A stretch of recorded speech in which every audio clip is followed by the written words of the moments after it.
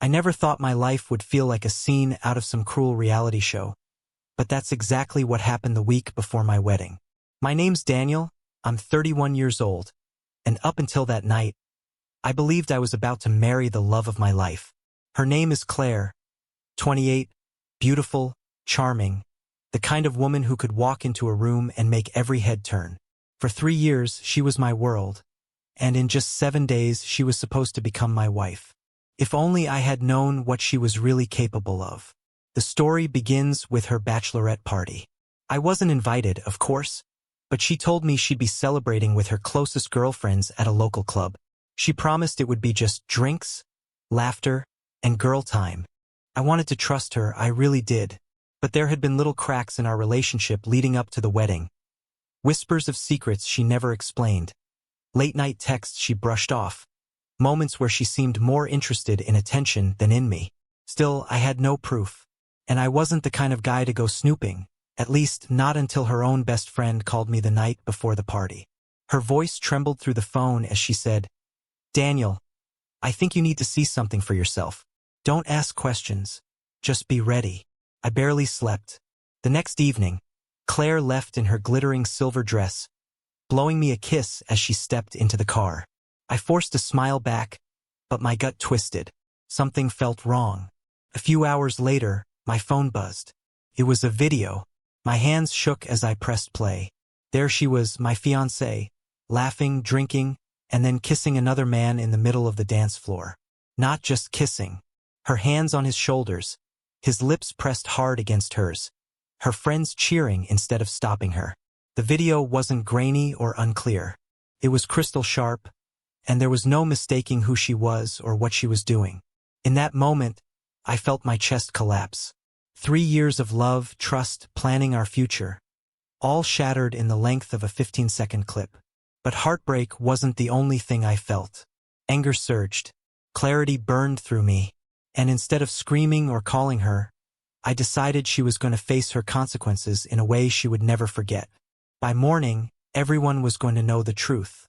I didn't sleep that night. Instead, I went to the small box in my closet where I had tucked away something most people didn't even know I owned.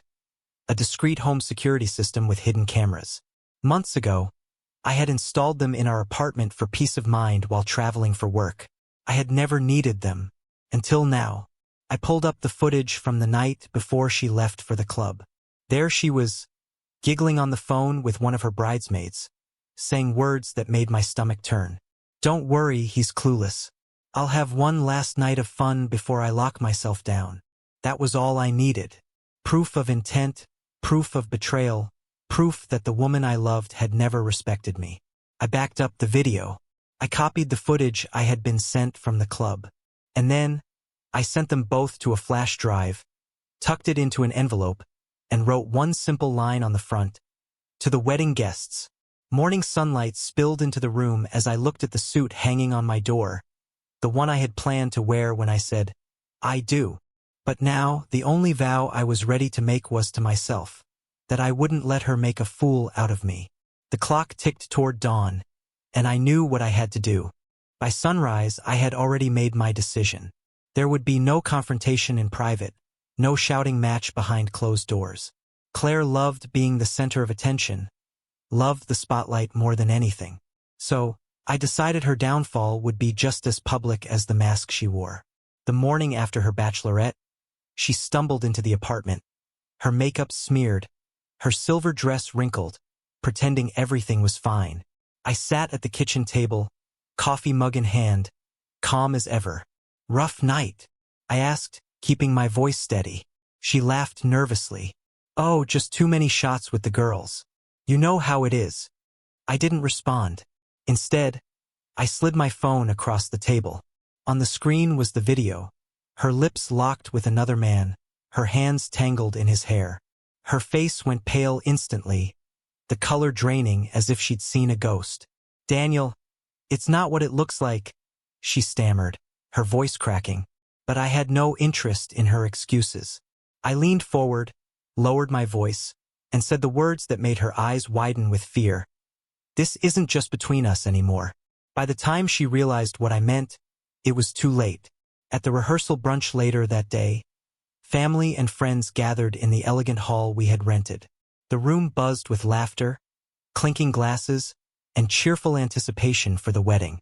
Claire walked in on my arm, trying to keep her composure, though her hand trembled in mine. When the moment came for me to give a short toast, I stood before everyone, cleared my throat, and smiled. "I want to thank you all for being here today to celebrate our love story," I began. Claire's face lit up with relief, as though she thought I was going to let it all slide.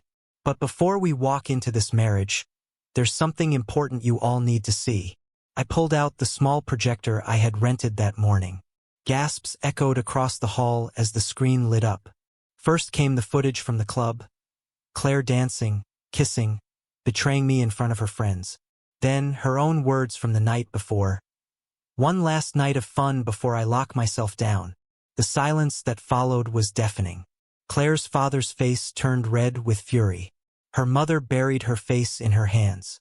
The bridesmaids, who had cheered her on, looked away in shame. And Claire? She crumbled. Tears streaked her face as she tried to grab my arm. "Daniel, please don't do this. We can fix it. It was a mistake." But I stepped back, my voice steady, carrying across the stunned room. "There will be no wedding. Not today, not ever. Claire made her choice, and now I'm making mine. I choose honesty. I choose respect. And I choose to walk away." The room erupted, some in whispers, some in outrage, others in applause. My best man, Mark, clapped me on the back with a proud grin. Claire, meanwhile, collapsed into a chair, sobbing, her glittering dress now nothing more than a costume for a play that had ended. Word spread quickly. By the next morning, everyone in our circle knew what had happened. Family, friends, co-workers, even distant relatives. Every single one of them had seen the truth. Claire had built her life around image, around the illusion of perfection. Now the illusion was shattered. As for me, I walked out of that hall lighter than I had felt in years. There was no bitterness in my chest, no burning anger left to carry. Just relief. Relief that I hadn't wasted the rest of my life on someone who saw me as a backup plan while she chased thrills behind my back. In the weeks that followed, I returned the suit, canceled the venue, and reclaimed the savings I had poured into the wedding. Claire tried to call, tried to message, even showed up at my door once, begging for another chance. But I had already given her 3 years of my life. That was enough. People often ask me if I regret how I handled it, if going public was too harsh. But the truth is, Claire thrived on hiding in plain sight. Her whole life was about keeping up appearances. So I made sure everyone saw the real her, not the mask she wore. And when I finally closed that chapter, I realized something. Sometimes the greatest gift betrayal gives you is clarity.